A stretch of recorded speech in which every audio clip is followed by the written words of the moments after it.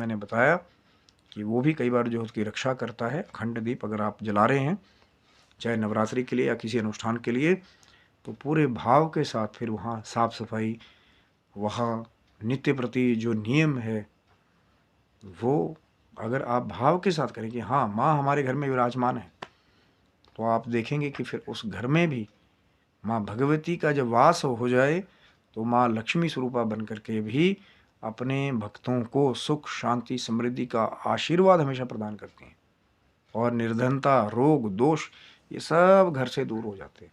ये वो है जब वातावरण में माँ भगवती के स्वरूप वाली अखंड ज्योत का प्रभाव जो है फैलता है, लेकिन भाव के साथ, समर्पण के साथ कि माँ विराजमान है।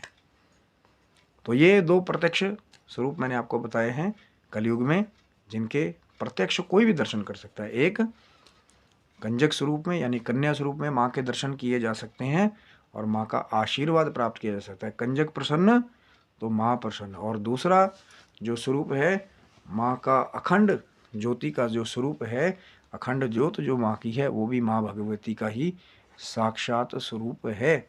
और भाव के साथ जब आप माँ को विराजमान करेंगे घर में कि माँ हमारे घर में विराजमान है ज्योत स्वरूप में, तो फिर उस घर से बड़ी बड़ी नकारात्मक ऊर्जाएं अपने आप ही अपना रास्ता बदल देती हैं। सुख, शांति, समृद्धि, माँ भगवती का वास जिसके घर में हो जाए, वहाँ फिर धन, धान्य, पूत, दूध, अन्न, किसी चीज़ की कमी नहीं होती।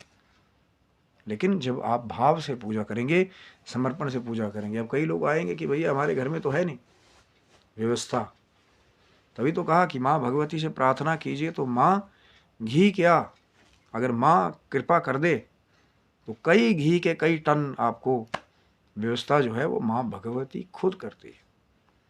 और वो जो बात कही है बड़ों ने कि आप क्या माँ की ज्योत की रक्षा करेंगे, तो जैसे कोई एम्प्लॉय किसी कंपनी में हाजिरी लगाता है तो ज्योत में भाव करके फिर वहाँ सेवा के लिए रहा जाए। माँ तो सबकी रक्षा करने वाली, माँ संसार की रक्षा करने वाली।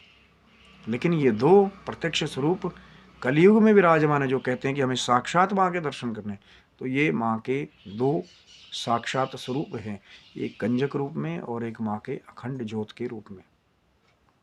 तो आशा करता हूँ कि माँ की कृपा वाला ये वीडियो आपको अच्छा लगा होगा। ज़रूर लाइक, शेयर, सब्सक्राइब रखिए चैनल को, आगे हो सकता है अभी बहुत कुछ चमत्कारी आने वाला है।